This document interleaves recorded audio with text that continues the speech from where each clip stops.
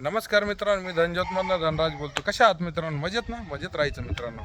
तर मित्रांनो, आज 9 मार्च 9 मार्च तारीख आहे. 9 मार्च आणि मार्च महिन्यात आता उन्हाचं सीझन चालू झाला. होळी झाली. होळीनंतर ऊन वाढतं, दिवस पण वाढतो.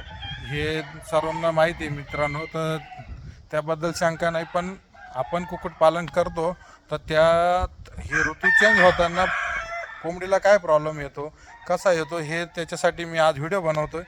तर आपला व्हिडिओ तुम्ही पूर्ण बघा मित्रांनो, खूप कामाचा आहे. मी एक शेतकरी आहे, म्हणून मी तुम्हाला व्हिडिओ बनवतो का जेणेकरून ज्या अनुभवातून आपण गेलेलो आहे आणि तेच अनुभव शेअर करतो, तर तुमच्या कुठेतरी काम येईल मित्रांनो त्यासाठी. तर आता हीट इतकी वाढली, लोकांकडे CRDचा प्रॉब्लेम चालू झाला. म्हणजे आता ड्राय असून सगळं असून पाऊस नाही काही नाही तरी CRDचा प्रॉब्लेम होतोय का? तर याचा हा खूप मुद्दा महत्त्वाचा आहे मित्रांनो. तर हा पण तसा जाणून घेणं गरजेचं आहे. कोंबडी म्हणजे एक माणूसच आहे मित्रांनो. आपला पक्षी एकदम ओके नाही, हा तो श्वास घेत नाही आवाज खोलून, शिक नाही सुख नाही काहीच नाही मित्रांनो. आणि हे बघा एकदम ओके.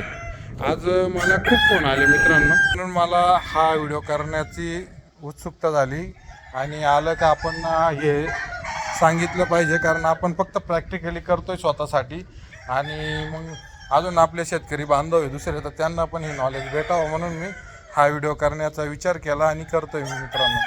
तर जाणून घ्या मला काय म्हणायचं आहे. तर आत्ता CRD का होतोय, आणि मी मगाशीच बोललो तुम्हाला की कोंबडी पण माणसासारखंच एक स्ट्रक्चर आहे.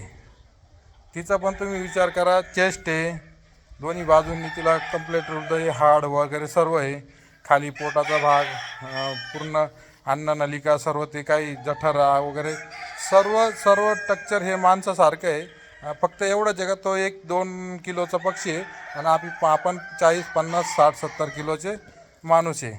पण रचना सेम आहे, माणसाची आणि कोंबडीची रचना ही सेम आहे. तर आपल्यात जसा बदल घडतो ऋतूप्रमाणे तसाच कोंबडीत पण घडतो मित्रांनो. तर याच्यासाठी काय केलं पाहिजे. आता बघा, आपण उन्हाळा लागला, आधी हिवाळा राहतो तर आपण नॉर्मल पाणी पितो. उन्हाळा लागला अचानक थंड पाणी प्यायला सुरुवात करतो फ्रीजमधलं. मग फ्रीजमधलं पाणी प्यायला सुरुवात करतो तर आपल्याला लगेच सर्दी होती. कारण का? एवढं ऊन असताना आपण तरी का सर्दी झाली, तर आपल्या बॉडीला ते पाणी पिण्याची सवय नसते. आता सवय नसल्यामुळे ते आपल्याला लगेच ती सर्दी होती ओली. आता पण कोंबड्यांना ओली सर्दी सगळीकडे, एकदम ओली, नाक वाहतं पाणी वाहण्यासारखं.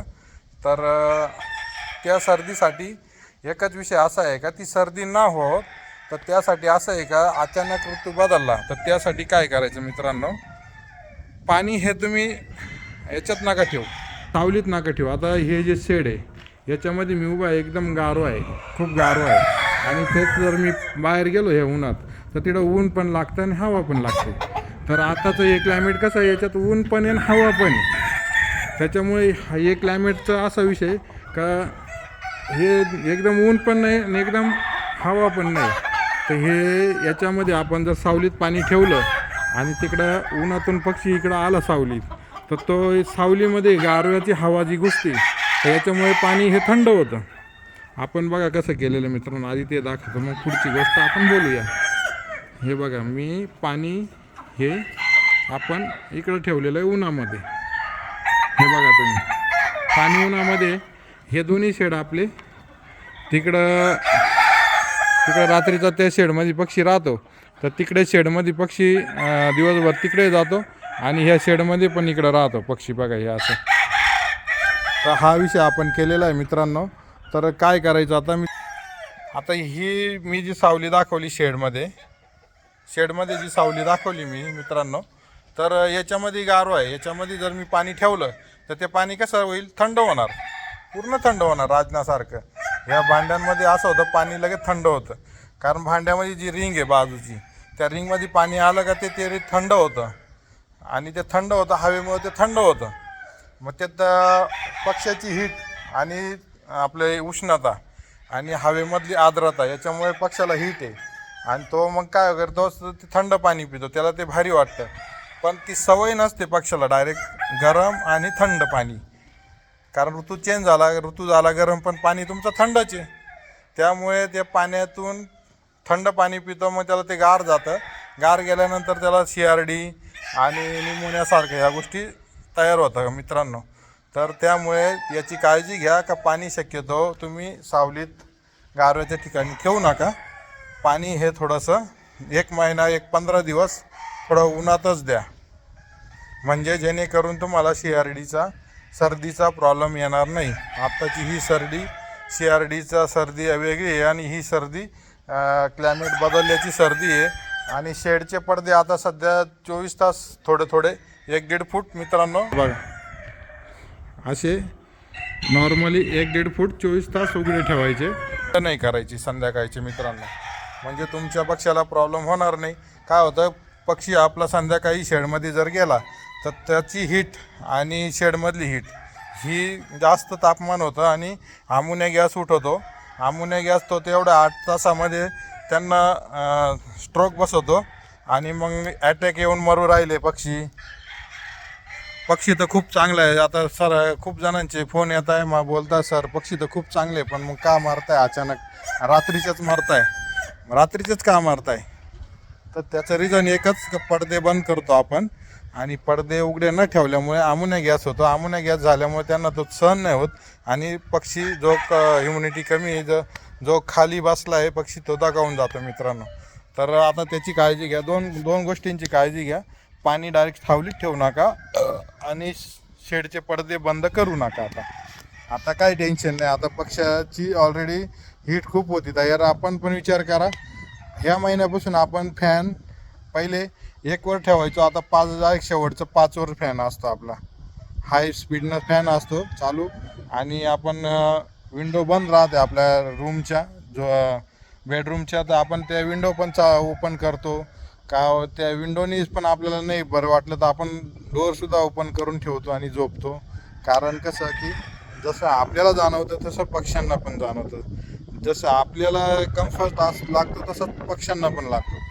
तर मग आपण पक्ष्यांना कम्फर्ट कसा देऊ शकतो, पडद्यावरती ठेवा, ह्या अशा छोट्या गोष्टी करून पक्षी तुमचा वाचू शकतो मित्रांनो.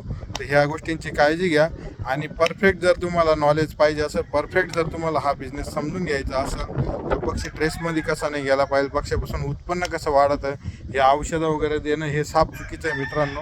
हे काय असतं, औषधं सांगायचे, बोलायचं, कंपन्यांकडून प्रमोट केल्यावर पैसे घ्यायचे. कारण आता एक माझाच मित्र आहे, त्यांनी पक्षी टाकलेला आहे आपल्याकडून आणि व्हिडिओ बनवली, व्हिडिओमध्ये औषध दाखवलं.